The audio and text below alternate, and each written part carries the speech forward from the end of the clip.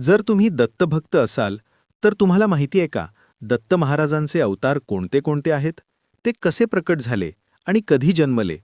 चला तर मग दत्त अवतारांची सविस्तर आणि भक्तिभावानं ओळख करून घेऊया. नमस्कार. दत्त महाराजांचा पहिला अवतार श्री गुरु दत्तात्रेय. माता अनुसया माता. पिता अत्रे ऋषी. जन्मस्थान माहूर, नांदेड. निवासस्थान गिरनार, गुजरात. वेश अवधूत. जयंती मार्गशीर्ष शुक्ल पौर्णिमा 15.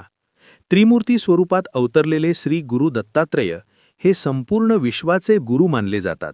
अवधूत वेशात वैराग्य आणि ज्ञानाचा संदेश देत ते आजही भक्तांच्या हृदयात वास करतात. दत्त महाराजांचा दुसरा अवतार श्रीपाद श्रीवल्लभ. माता सुमती माता. पिता अप्पलराज. जन्मस्थान पिठापूर, आंध्र प्रदेश.